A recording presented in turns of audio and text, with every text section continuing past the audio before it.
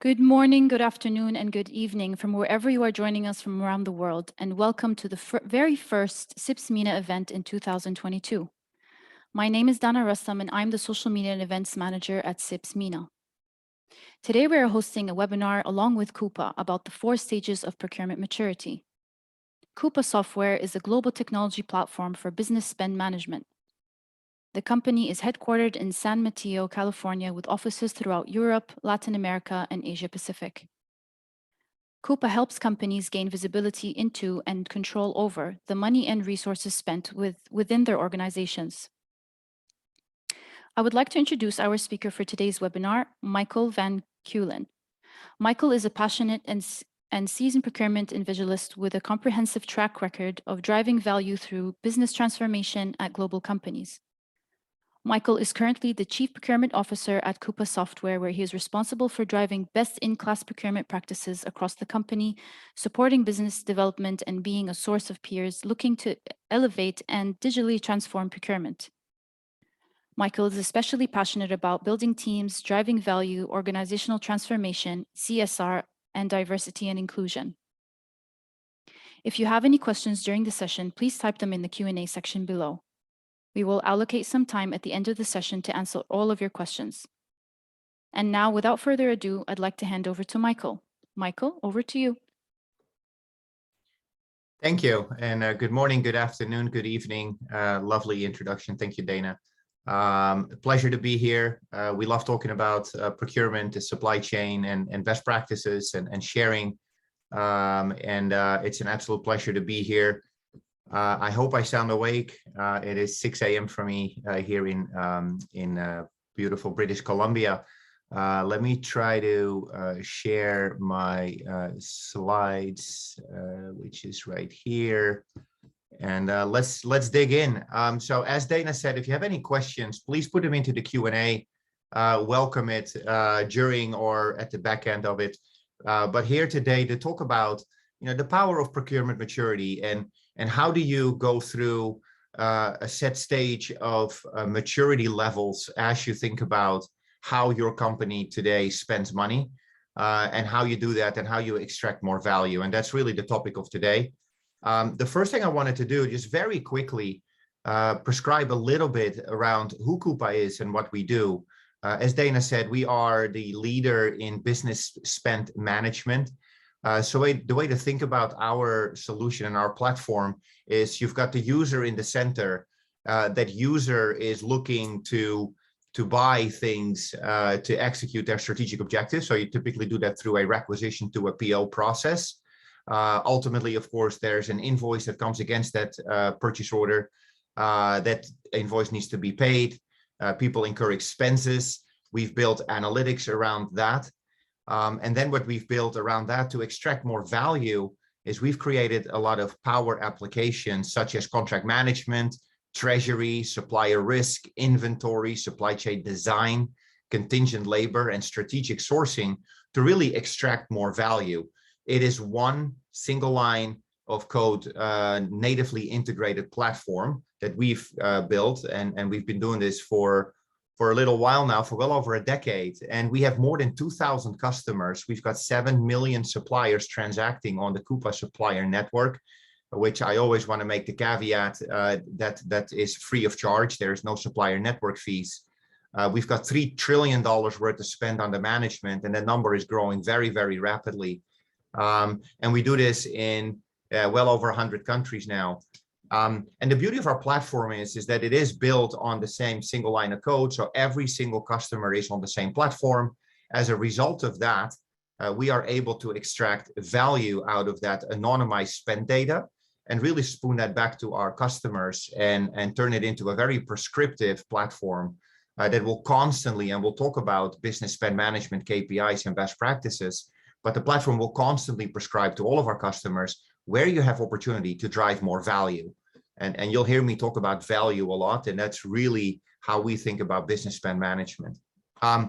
Another way of looking at Kupa, just real quick, and then we'll get into the meat of the conversation, is we're all familiar with CRM, We're all familiar with like an HRMS, a platform to help you manage your human resources and your sales teams and your marketing teams and services, and we're all familiar with those. And you know, that's typically where people think about a company like a Salesforce for your sales, and for your human resources, you think about companies like a Workday.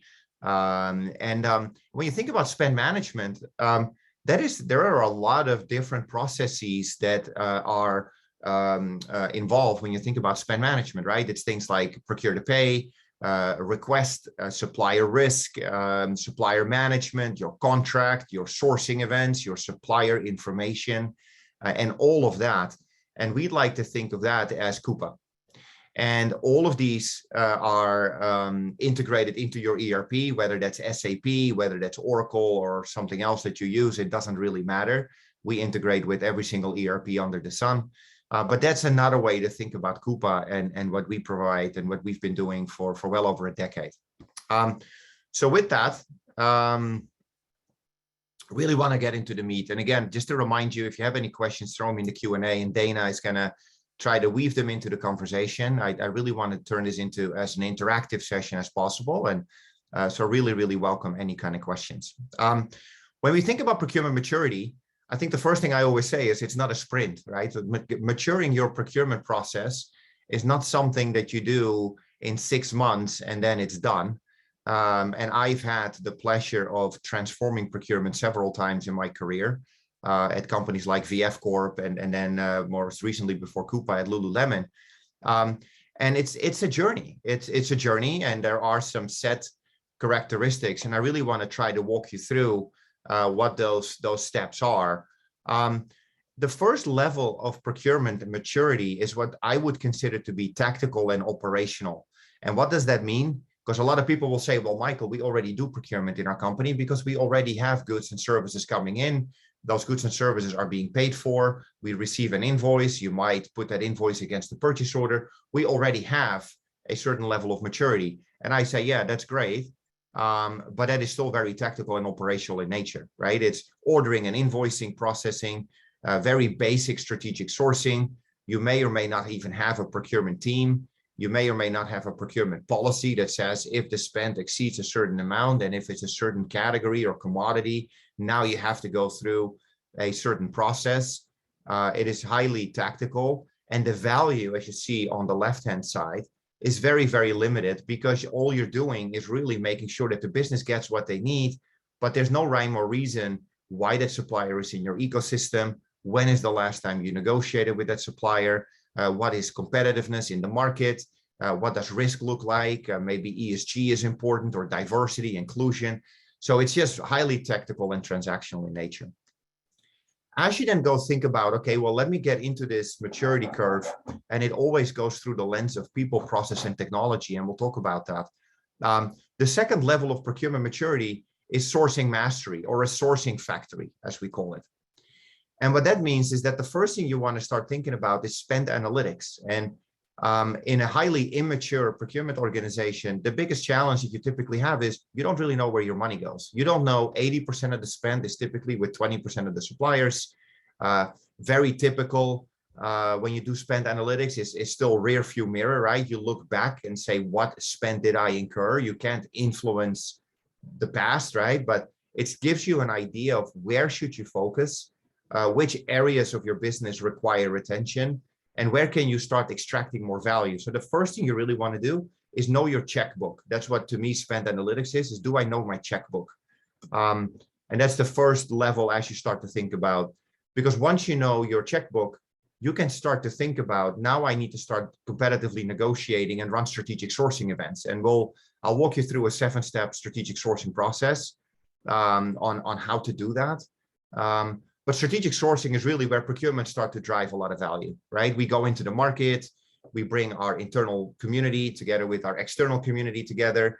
We start to negotiate, we drive real competitive pressure, and we really optimize an award scenario that best meets my internal expectations from my stakeholders, but at the same time, maximizes opportunities that I have from my external community, which is my supplier ecosystem.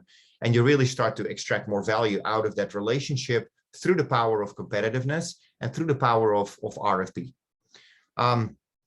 Then the next layer of maturity is once I've done a sourcing event, that's always when I talk to procurement and say, that's not when the journey ends, it's when the journey starts. It's almost like marriage. You know, once you get married, that's when the journey starts. Well, that's no different than a contract, because now what you want to do is you want to manage that contract. You want to make sure your supplier or suppliers are doing what you contractually agreed, that they meet SLAs, they meet quality, they meet lead times, payment terms are important, indemnity clauses, insurance certificates, and things of that nature. But you really want to make sure there's contract compliance. And so managing that contract is a fiduciary responsibility for the procurement team. And you really want to start owning and managing that contract for the life cycle and the lifetime of that contract being within your four walls. And so contract management is another lever that procurement can really bring to the table and start extracting more value. And you can see that the value that you bring to the table in level 2 procurement, if you go from level 1 to level 2, that's where the most amount of value comes. Like that's when you really catapult yourselves. And now you become relevant. Because one of the things that somebody might want to ask is, well, how do you get a seat at the table? How do you become relevant in your respective company with your executive leadership team? Well, it is through the power of analytics, strategic sourcing, contract management. And then, of course, you want to start managing the relationship with your suppliers. Very, very important that you understand what goes on with that supplier. How are they doing, especially in today's market where disruption is everywhere. We don't have to dwell on that. We know it's there. We know it's going to be there for a while. Being much closer to your suppliers is going to give you a competitive advantage. And that's what your executives are looking for when it comes to procurement and when it comes to procurement maturity.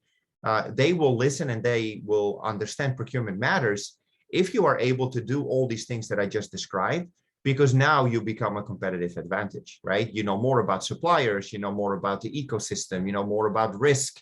You can help execute ESG targets and carbon neutral and all of those things that we all talk about. That's really what you do through procurement maturity.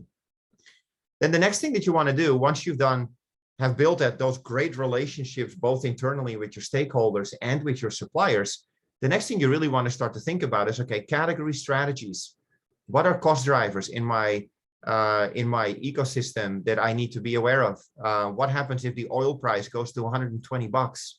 What if cost of raw materials, wood, palladium, pick a raw material category. And what does that mean for your ecosystem? What does that mean for your supply chain? How do you ensure that you are monitoring all those cost components and understand what happens if certain price points of raw materials go up? You need to very quickly be able to react. One of the things that we've talked about a lot and is out there in the world is we talk about agility and resilience. That's exactly what this does, right? Procurement maturity builds agility and it builds resilience in your supply chain. And that is absolutely crucial and fundamental in today's market. We need to be able to pivot very quickly from one thing to the next. If something happens in one part of the world, I now need to know if there is other options and opportunities out there for me to capitalize on. And that's really how we need to think about procurement maturity. And it builds that resilience and agility that is much required in today's market. Then ultimately, the holy grail is what we call business innovation. Because once you've done category strategies and you start managing your demand, you ultimately want to drive innovation. The biggest thing that procurement can bring to the table is supply chain innovation. The biggest innovation hub you have is not in your four walls, it's your suppliers. So if you build the right relationships, and if you build the right strategic relationships, I should say, with your suppliers, they are very willing to open up and share with you what they're working on. And perhaps there's an opportunity to collaborate, and perhaps there's an opportunity to collaborate and drive a competitive advantage and drive business innovation. And now you're very, very strategic, because now you are actually helping to dictate the future of your organization. And you truly become that strategic initiative that has that place at the boardroom, has that seat at the table, at the executive table, and you really are there to drive strategic objectives for your company. I've seen this work, definitely can share some experiences. This is not easy. This is not okay, I'll do this in 4 years and it's done. This is not, it's like I said, it's not a sprint. It takes time, it takes effort. It's people, process, and technology. It's not just technology. It's not just people. It's not just the process. It's all those things. And we'll talk about that in a little bit. I'll just go through, and Dana, if there's anything relevant to weave in, then just stop me. Otherwise, I'll just continue on. Yeah, I was about to jump in, actually. Yeah, go for it. Yeah, go for it. Yeah, so we have an anonymous guest who's asking, what are your lessons learned when it comes to procurement transformation? Yeah, I think I just shared one, which is it's not easy. It is painful, and you build some scars along the way. It takes time. People, process, technology, as I just said, I mean, you have to focus on those. And I'm actually going to give you a bit of a recap. And later on, we'll send you a nice little book, an ebook, that really gives you some ideas on, okay, what do people look like in a level 1 procurement organization and versus a level 4 and process. And but it's people, process, technology. That's a big lesson that I learned. I think the other thing is ensure that you celebrate success and celebrate early wins, because at the end of the day, it's the law of attraction. And if you show that you can help accelerate strategic objectives and achieve them faster with less friction, maybe more efficiently, then people will come to you. And with people, I'm talking about other cross-functional leaders. And so those are probably some lessons learned. There's others as well, but I think those are probably the big ones for me. I hope that made sense, Dana. Yeah, thank you. Yeah, it's a great question. Lots of lessons learned, yeah. Yeah. Yeah, so what I wanted to do is, as I just said, it is people, process, technology. And what I find helpful is if I just provide a quick recap and a summary of, okay, well, if you're tactical and operational in nature, and I hope the audience can start to think about and recognize themselves as you put this back into your own respective organization, like where you are you level 1? Are you level 3? If you're level 3, great, but how do you get to level 4? So think about it through that lens. But if you think about tactical and operational, people, often what I said earlier is that finance, very typically in a very immature organization from a procurement perspective, it's finance that runs the procure to pay process. There are no procurement FTEs. And very often the business selects the suppliers, and there's no procurement function that says, well, make us part of your procurement process, right? Sorry, I haven't had a lot of coffee yet.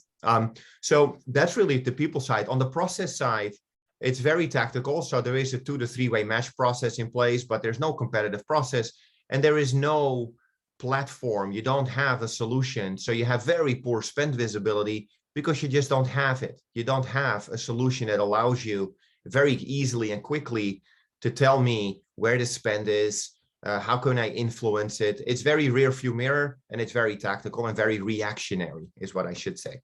The next thing is the sourcing mastery. Now you do have a procurement team. You have a formal process, and I'll show you the 7-step procurement process in a second. There's supplier segmentation, right? You now know 80% of the spend is with 20% of the suppliers. It's with every company that I've ever worked for. So I'm pretty sure that applies to all of you guys as well. And then you often have a sourcing process in place, like a sourcing platform. And maybe you do have some reverse auctions, and maybe you do run some competitiveness through ERFX. And there is some level of automation downstream. Maybe you do scan your invoices, and there is some OCR matching happening at the back end, but it's still very, very very manual, if you will. If you go to level 3 procurement, you really start to have some really deep subject matter expertise. There's a very clear RACI that is responsible and accountable and consulted and informed. But who owns what part of the process? I always say procurement does not have the D of decision, who the supplier is, but procurement is in charge of the competitive process, right? And so we need to provide the business with clear transparency when it comes to the process we follow, and provide optionality of how to award a contract and what some of the trade-offs are, right? You can be single source with one supplier. The downside is if something happens with that supplier, I'm obviously in trouble because I have no alternatives, right? I'll show you the 7-step procurement process. And now you typically have something like Kupa to help you with digitization. but more importantly, that gives you that visibility and gives you the car almost to win a race, because now you have a platform that allows you to go end to end, source to pay, manage risk, manage your contracts, strategic sourcing, and all of those things. And you've got excellent analytics at your fingertips. And that's what you need, right? You need to know at any point in time, where is my spend? Who are my suppliers? How are they performing? What are my contracts? And do all of that in one cohesive platform. And that is really, really critical. And then the last thing, go ahead. Sorry to interrupt you, Michael. I think there's a good question here for you. So could you tell us what differentiates Kupa from other ERPs, that is value proposition? Yeah, so we are not an ERP. That's where it starts. ERPs they do a lot of things okay. They don't excel in anything, right? And I think the biggest challenge with ERP is they're not very user-friendly. So if you, and I came from a retail environment before, if I want to go ahead and introduce an ERP to my users to start raising requisitions, it's almost impossible.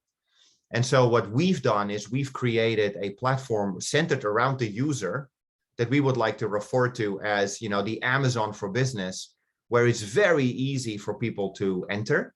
So the adoption level is very, very high. We get to 90+% spend adoption, where people want to transact and shop because they can find what they need to run their business, check in and check out very, very quickly. And it gives me, from a procurement perspective, the ability to capture all the spend.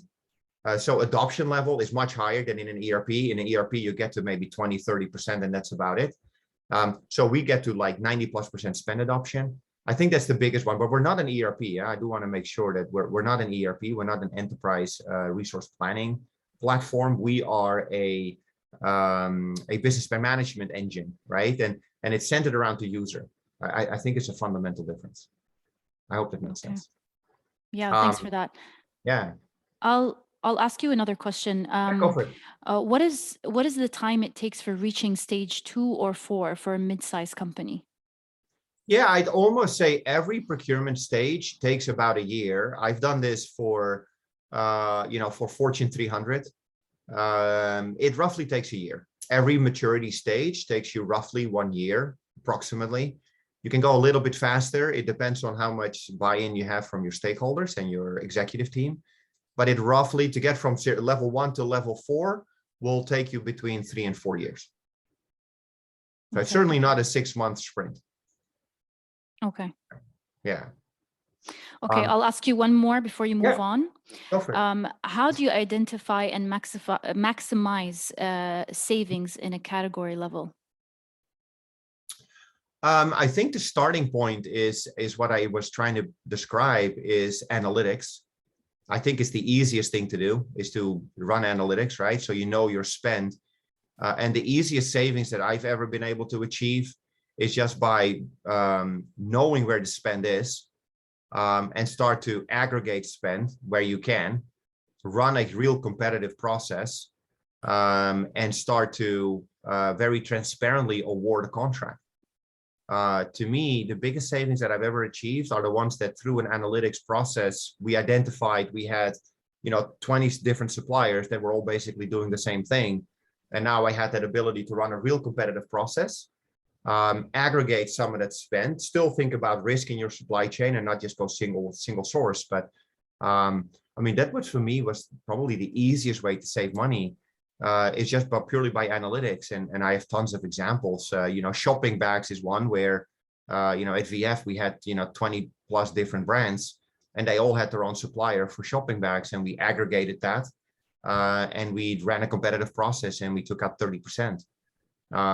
So I would say analytics is the easiest way for procurement to drive savings, because the way finance thinks about spend is very, very different than how procurement thinks about spend. Finance thinks about it in terms of general ledger, accounting, closing the books, paying your invoices and reconciling your balance sheet and closing your books and report to your investors. From a procurement perspective, I care about what do we buy, where do we buy, how much we buy, why do we buy in the first place.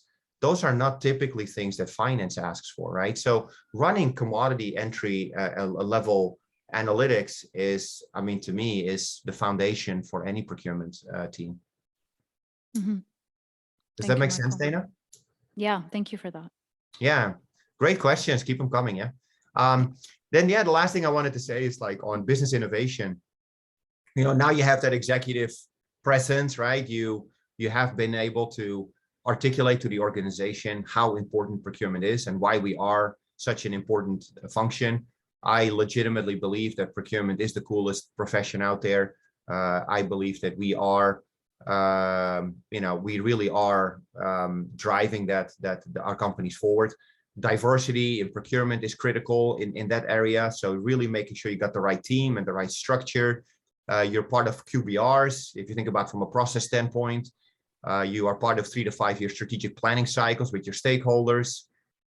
You drive innovation, and you have incredible technology at your fingertips, right? You no longer are bogged down in procure to pay downstream, manual processes. I mean, you fully digitize your downstream process. You have the ability to enable yourself upstream as well in sourcing and in contracting. And now you can actually really extract a significant amount of value out of your spend through things like risk, CLM, virtual payments. And you can really, like I said earlier, really take your company forward. Very quickly wanted to run through a 7-step procurement process because we talked about it, and just to kind of give you an idea of how I think about a 7-step strategic sourcing process. The first 3 steps in a process, to me, step number 1 is always you want to assess the opportunity and collect data. And we just talked about that. You want to really start to, through analytics, understand where's my spend, so I have an idea where I should focus on. Then you want to develop a baseline. You take out any anomalies. You want to define your requirements, not just today, but also think about if those requirements are going to change over the next, typically 3 years. I typically do think that 3-year contracts is the right duration to also establish that strategic partnership with your suppliers. And then you start developing a sourcing strategy. How do you go to market? What suppliers are you inviting? Geographically, is it in certain regions that you need this supplier? Is it a global supplier? What capabilities do they need? But really define your strategy, and we can talk about sourcing strategies for an hour. But that's when there is an important checkpoint that sometimes is overlooked. You want to have a gate review with your stakeholder. You want to make sure that before you go into the market, that you've aligned with your stakeholder that what you are about to go run an RFP for is exactly in line with what your stakeholders are looking for. And very often procurement forgets to do that. You come back with a set of solutions, and then your stakeholder says, well, I don't really need that.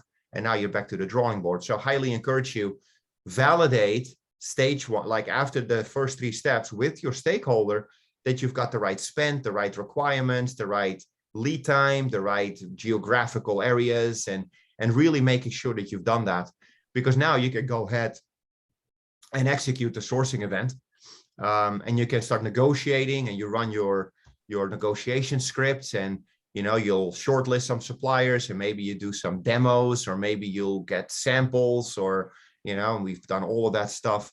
And that's when there is another important gate review. It's your second gate review with your stakeholder, where you say, hey, I now have a set of solutions. I have received bids. You run an analytics, and you provide your business with a set of options. If you award to these 3 suppliers, here is the outcome, here are the savings, here's the value, here's the lead time, does all of that work. You want to make sure that as you award the contract, that you have that conversation with your stakeholders. Really, really critical. And then you award the contract. And once you've awarded the contract, that's when I said earlier, the journey starts, because now you want to implement the contract and ensure you implement the contract, and don't just assume the business is going to implement that contract. And you want to monitor the contract. You want to make sure there is contract compliance, there is visibility, that that supplier or suppliers are meeting their requirements as you've contractually agreed them. So that's, to me, is a 7-step process. Typically takes 12 weeks from start to finish. Can go a little faster, might take you a little longer. It typically takes three months. So when you think about your contract expiration, it's a no-brainer in my view. You want to make sure that if my contract is up for renewal 6 months from now, that I give myself enough time So having contract visibility is really important, because if I don't know when my contract expires, I don't know when I need to start. I mean, to me, it makes total sense, and I'm sure to the audience as well. But you really want to make sure that you know when your contracts expire, so you know when you need to get started, because this will take you at least 3 months, right? So you need to plan ahead, and highly encourage you to do that. Dana, I'll just take a quick pause before we go into community intelligence, because this is going to get really exciting. Are there any other questions for now, or should we save them for the back end? There's tons of questions actually coming in. I'm not sure, what would you like to do? Would you like to take some now? Why don't I go through power of community, and then I can unshare and I can see myself better because I have this little screen. And then Sure. let's just do the power of community real quick. Okay. And then sure. I'm almost done with the content, and then we can go through Q&A. Is that okay? Yep. Perfect. Okay, keep the questions coming. Yeah, I love it. So one of the things that I try to describe, and what I've always loved as a practitioner, is the ability to benchmark my performance with that of best in class. I think we are all hyper competitive in procurement. And so we always want to be the best. And the beauty of the Kupa platform is, baked into our platform, we have what we call the Sweet 16. They are the 16 leading key performance indicators that are coming directly from our community. So this is not some survey we do once a year. No, this comes directly from our customers. And we've now taken the best of our customers. And what you're seeing here on screen are the 16 KPIs, and we're going to send you the report for this is the report for 2021. And 2022 will be available, I'll probably say like in another 2 or 3 months as we close off the year. But these are the leading indicators. And these are 16 leading indicators. So if you want to understand, well, if I go and digitize my business spend management process, what is the art of possible? Well, this is what you can achieve. This is, again, based upon our community and our 2,000 customers and the $3 trillion worth of spend. And what I wanted to do is highlight a few that I always am passionate about. I mean, they all matter, but there's always a couple that I'm like, yeah, they are especially relevant as you think about procurement and maturity and driving real transformative change. The first one that I've always loved is on-contract spend and pre-approved spend. And the reason why is, if I don't know what spend I have on contract, then how on earth can I ever determine whether or not I drive a competitive advantage? And so I really believe that on-contract spend is a key metric. I always ask, if I ever run into anybody here in the audience, I'll ask you, what's your total spend? What's your total addressable spend? And how much of that spend do you have on contract? And if you can't answer any of those 3 questions, then highly encourage you to get the answers, because if I see you and you can't answer those questions, then I clearly know that you haven't listened to this seminar. I'm just kidding. But on contract spend, really critical. The second thing is pre-approved spend. What you want to do is you want to, before spend gets approved, influence the spend. Rather than doing rear view mirror procurement, you want to be, proactive, right? And 96.7% pre-approved spend, that means that almost 100% of the spend, if you will, is pre-approved, which means it's gone through a structured process and a structured approval process. And so it's no longer invoice comes in and everybody's like, hey, why on earth did we order that in the first place? Who approved that? Who authorized the spend? Why did we buy from this supplier? I mean, none of that happens to our best-in-class customers, because they almost get to 100% pre-approved spend. So all the spend has gone through a proper process and a proper approval process, and it also is procured from the right supplier with the right pricing and the right, the right terms and conditions, etc. So those 2 elements for me are always really critical. The second one that I really like are things like first-time match rate. So think about your administrative and operational complexity. So we can get to almost 86% first-time match rate. What does that mean? It means that almost 85.8% of our invoices are matched without the touching of a hand. So it's a fully digitized invoice, fully electronic, 83.2% electronic invoicing. So that really means that you don't have to deal with administrative complexity, because your suppliers submit your invoices electronically through the Kupa supplier portal. They flip a purchase order into an invoice. There are 4 or 5 ways for us to do that. And so we can get to a very high level of adoption with your suppliers, which takes out a significant amount of friction in the process. And it allows you to focus time and energy on driving more value. So operational performance to me has always been extremely critical. So I wanted to highlight that. And the last one is all around risk. Are you able to manage risk? It is extremely important in today's market. I think it's always important to manage risk. And so we can get to 88.3% electronic third-party assessment completion. So that means that, a high percentage of your suppliers are going through a proper assessment. Again, this is best in class, right? And it's really important that you have your suppliers gone through the proper rigor, especially in today's market. You understand their ownership structure and how they business continuity and financial and operational risk and cyber risk and all those things are really, really fundamental. And so those are some of the KPIs that are always been really important to me and that I've been passionate about. So just felt it was important to share.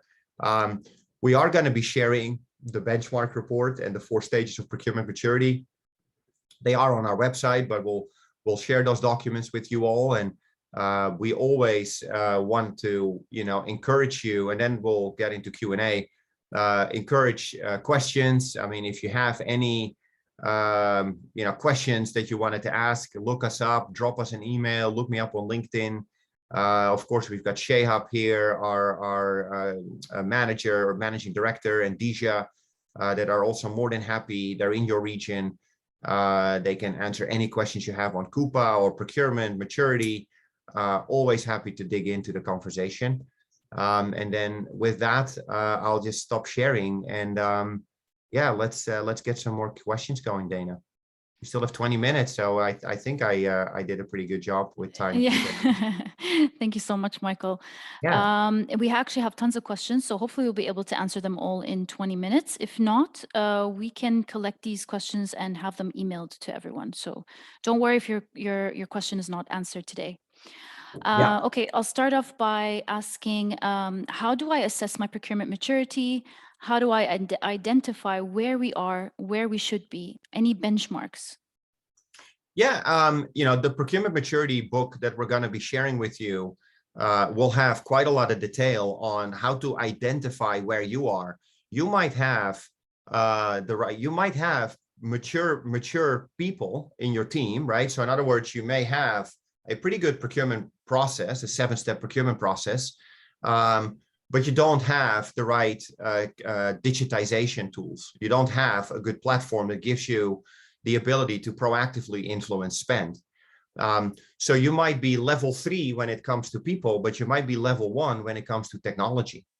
And in order to extract the most amount of value, the optimization of your value, because I always like to think about value and not cost takeout or expense reduction, or more value, you may have to think about, I need investment in my digital landscape, or you may have the right technology, you may have the right people, but you might not just be, your process might not be mature, right? So if you're not involved in a strategic planning cycle with your respective leaders, you are never going to optimize the value when it comes to your spending, because you're not part of that conversation, right?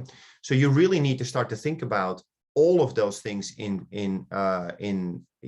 conjunction, if you will, like in tandem. And the procurement maturity book that you're going to get, I guarantee you that you're able to identify where you are in every single step, and what you need to do to get to the next level.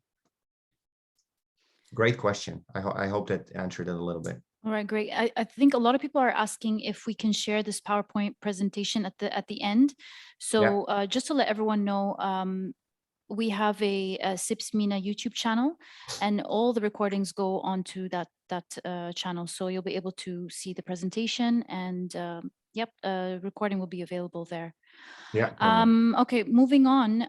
Amar is asking, we are the first public sector organization to implement Kupa in the UK. I'm looking to the modules we have and how to bring together, as we have all modules leaving out P2P. Sorry, so you have all modules leaving out P2P. That means what you have. I'm not sure if I completely understand the question, but you have the full suite. Sorry, Omar, I'm not sure if I get the question. Yeah, maybe you can ask that again. Okay, no worries. So we have another one, someone asking, from your experience, how critical is technology in the people process? Should they be addressed in sequence, meaning should we start by addressing and re-engineering, then people, then tech? Yeah, I don't think that, if you've got the best technology in the world, which I'd like to think is our company, but you don't have the right people or the right technology, the right process, it doesn't. It's like buying a car. If I don't know how to drive a car, but you give me a Ferrari, it doesn't matter, right? So I believe that it is important that we have the right focus on all those areas. The companies that are the most successful in procurement transformation are the ones that have focused on all those three elements. I think technology is absolutely critical, and I'm not saying this as a Kupa employee, but more as a practitioner. I need to have the ability. I need to have the right car to win a Formula One race, right? But I also need the right people. I need the right mix of people. I need to have the right diversity in people and the right experience level. But I also need to have the right process. It's really important that we do all those three things in tandem. But if I'd have to pick, like where would I start? If I come into a different company tomorrow and I have no technological landscape, the first thing I do is I would go ahead and deploy a business spend management solution, because you need to have that ability to start monitoring and influencing your spend. And the best way to do that is through the power of technology, because it just allows me to stop wasting time and energy on downstream administrative complexity, because the technology will do it for me. And now I can very quickly start to drive more value. Upstream in sourcing and contracting, become a competitive weapon, and I really take myself to the right level. Mm-hmm. Okay, and how do you deal with limited and poor spend data? Yeah, it's painful, right? And I know that some of you out there have very poor spend data. But I've manually classified my spend in commodities, because I was at VF and I started doing procurement, 12 years ago. I just took a download out of AP and I manually classified every single supplier. And so, the easiest you can do that is do it in Excel. I know that's not pretty, but we've all built spend cubes in Excel. I know I have. But you need to start. If you don't have spend cube visibility, you're gonna always struggle. Now, there are solutions out there, including ours, that can help you with classifying your spend very quickly. That's not very expensive. That's not a significant investment. You can classify your spend with using technology very, very quickly. I mean, we do that free of charge. We call it a business value analysis, to show you where you've got value and where you've got opportunity to drive more value. So I highly encourage you. I mean, let Kupa run a spend diagnostic for you, and we will tell you where the value is. Right? It's very easy. I mean, we do it in a couple of days. We'll spoon it back to you, and you can do with that whatever you want. But you need to run an analytics. If you don't do that, then you'll always be level 1 procurement. Mm-hmm.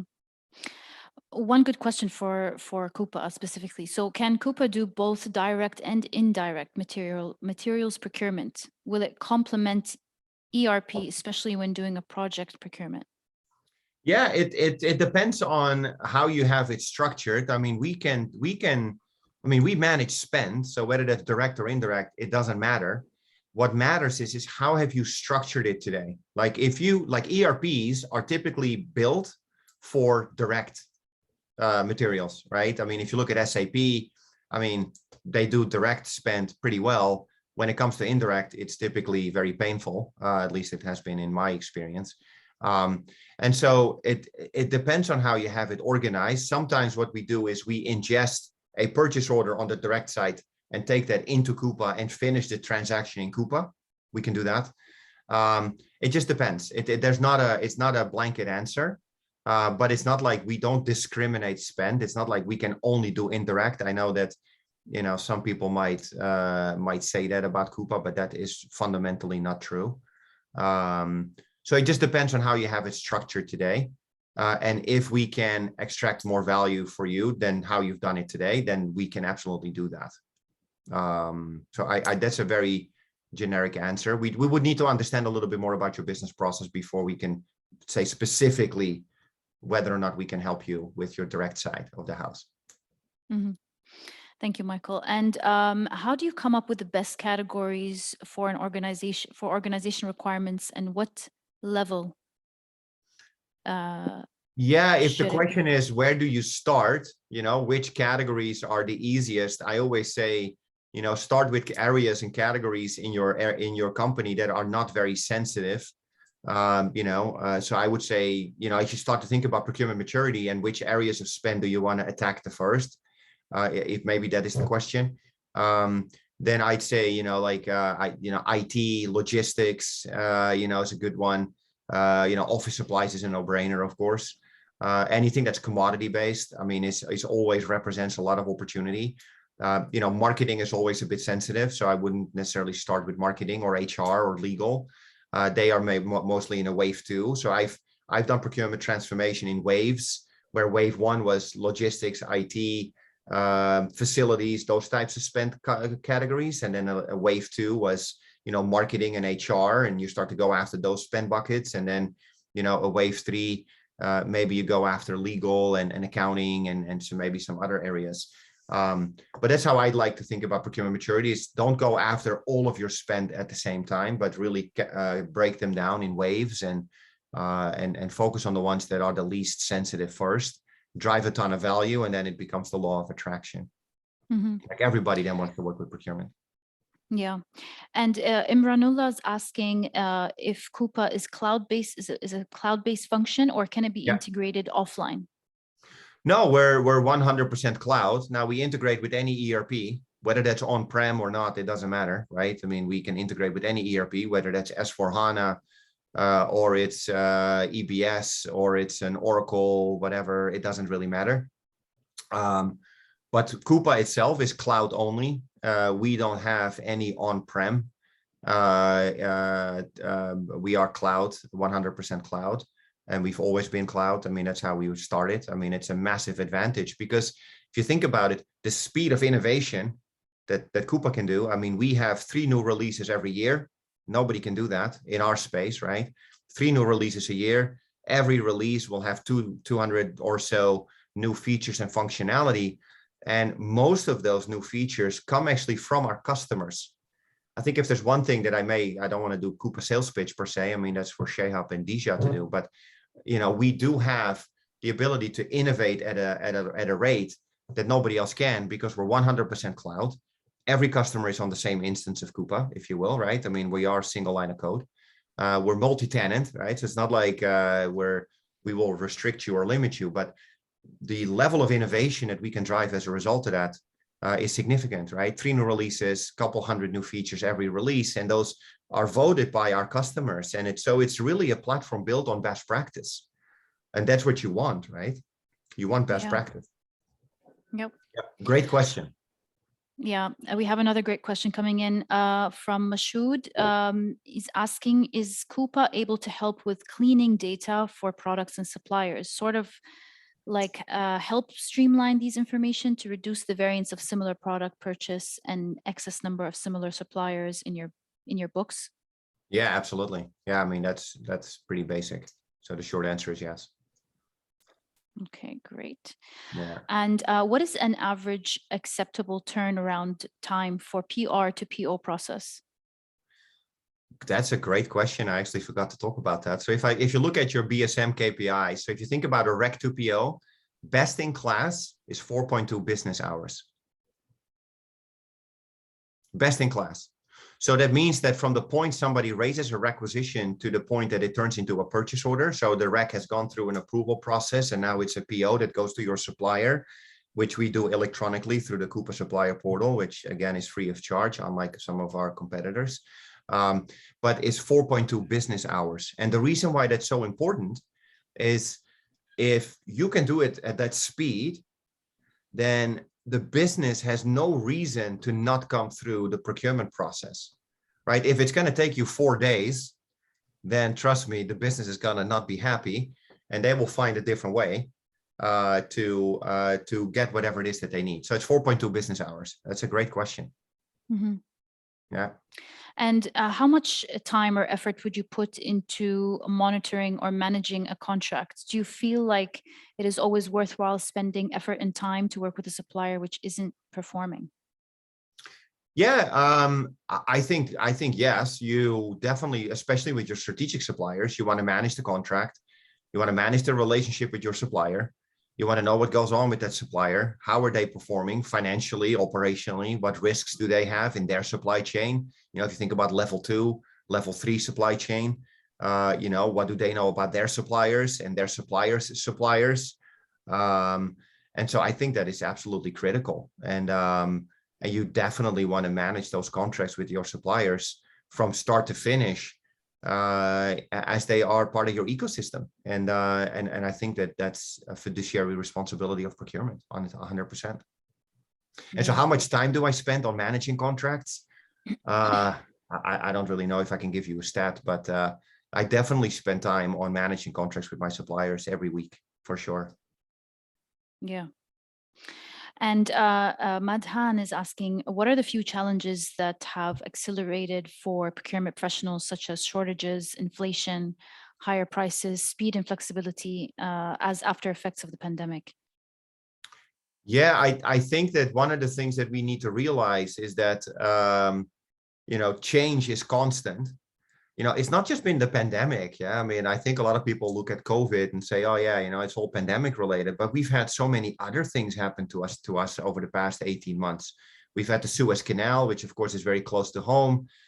We've had natural disasters in many parts of the world. We've had droughts, of course, semiconductor, partially related to COVID, but partially also just related to changes in demand. And also because of some natural disasters, and we've had some challenge with factories burning down and demand patterns significantly shifting. So I think we need to realize that change is constant, and agility is what it's needed. And we've, I think, designed our supply chains over the past 30 years with a heavy focus on cost and efficiency. But I think what is relevant now is that we have agility and resilience. I talked about it a little bit. I think agility is the new efficiency. I think that we no longer can rely on the just-in-time type of scenarios. And I think that those companies that have realized that are actually capitalizing now on what's going on in the world with demand spiking in certain areas. But you know, I think what's important for us now is that we realize that what worked in the past is not going to get us to glory going forward. And we need to really redesign our supply chain. And we need to rethink how we collaborate with our suppliers. And I think those companies that have the foresight to do that are the ones that are going to capitalize on whatever comes next. I think it's really, really important for us to be agility. I highly encourage you, build agility in your supply chain. Very critical. Yeah. And since we were talking about being cloud-based, how do you deal with cybersecurity and cybercrime? That's a topic that is very hot for us, of course. I mean, we have excellent. I mean, of course, it's our bread and butter. I can't do it justice in a few minutes, but we've got teams of people that are constantly monitoring the security of our ecosystem. We comply to the highest levels of. I mean, we are FedRAMP certified, so we do business with the federal government in the U.S. And in order to do that, you need to have an extremely high level of security. You go through a ton of rigor. I'm sure Shehab and Dija can provide more detail, but we take cybersecurity extremely serious. I mean, you know, that's I mean, that's almost our business, right? It's our bread and butter. Yeah, but it's a constant, and I think that we're all constantly monitoring cyber. It's a big deal. Yeah. And Omar is asking, what is the procurement maturity level for a startup company? Is it mandatory to start from the first level? No, it's not. You might actually, at a startup company, you might actually already be in level 2, because yeah, you might be more nimble and more agile. And I certainly, as you're thinking about startup, I always encourage you to think about, well, you're going to scale and grow, and that's a perfect time to immediately think about best practice and really immediately build, the governance and control. It's always more difficult to teach somebody a new trick once they've gone through a certain amount of growth. But starting immediately at the onset with the right rigor, the right compliance, the right controls will also allow you to, for example, if you have IPO plans, to immediately have the right governance to go public, if that's what's part of your journey. And so, that's absolutely where we can help, because that's what we do for a living. Yeah. Yeah. We have a really good question coming from Lewis. Do you find mixtures of maturity levels in organizations? So there may be elements of level 4 maturity, but also elements of level 1. If that is the case, what level of maturity would you try to identify as? Yeah, I think so. I think there is different levels of maturity. You could be, like I said earlier, you could be level 1 on the people side and level 3 on the technology side, and you just need to play some catch up with people. I'm not sure if I completely understand the question, but there's different levels of maturity in every company. And, some companies that you might look at and go, wow, they must be super mature. Once you really start to talk to them, it actually turns out that they are level 1. I think the vast majority of procurement teams are in level 2. The most ones that I speak to, they're in level 2, and they're struggling to get to level 3 and 4 because they may have the right people, but they don't have the right technology, and you can't get to execution rapidly and support the business in a quick way, in an efficient way. And so you'll always be stuck. Like if you don't have digitization, I believe you can never get to level 3 and 4. It's never going to happen. You need to be able to service the business and have full spend visibility and really drive out administrative complexity in order for procurement to really get to the levels that you want to in order to drive more value. Yeah, I think we're running out of time, but we'll take one last question from Farah. What added value does Kupa provide to a business innovation maturity level, given this level's advancement? Is Kupa equally beneficial to all the levels of maturity, or does it target specific levels? No, I think we're equal to all. If you're looking to get, spend visibility, if you want governance, compliance, control, not in a policing kind of way, but in a very partnership, collaborative kind of way, then I think you really need something like Kupa. Now, of course, I'd like all of you guys to become Kupa customers, but that aside, I genuinely believe that you need something like what we have in order to capitalize and extract more value out of your business spend process. And it doesn't matter if you're level 2 or level 3. I don't think you can ever get to level 4 without digitization. I legitimately believe that. But I think we are relevant for any maturity levels. It's like, think about it as a car. You want the best car to win a race, and that's how I'd like to think about it. Yeah, thank you so much, Michael. Thank you so much for your time and for answering all these questions. Yeah, we have another about maybe 13 questions still that are unanswered. So what we're going to do is we'll just get them answered by you and then email to everyone. Yeah. Also for the books, everyone will receive links to download the books for free by tomorrow, and the recording will be made available on our YouTube channel as well, CIPS MENA on YouTube. Any last words, Michael? No, I just wanted to say thank you. I can do this at 3 a.m. I just did it at 6 a.m. So I hope it all made sense. I welcome the conversation. And of course, we've got Shayab and Dija as well. And thank you, Dana, for having us, and the CIPS team, and appreciate all the support. And let's get into the conversation. Anytime you want to talk about procurement, look me up. And of course, we've got Shayab here as well. And Shayab, any closing words from your end? No, really, just thank you, Michael. Great job. I think it was very insightful to the team. And really, I just reiterate, Michael's giving you some insights now on Kupa and the Procurement Maturity Model. If you'd like to learn more, maybe speak to Michael, understand what Kupa can specifically do for your organization, please reach out to us. Yeah, totally. No, yeah, thanks for having us. Stay safe out there. Thanks for all of you for sticking around. I hope it all made sense, and hope to talk to everybody soon. Thank you so much. Yeah, thank you. Bye-bye.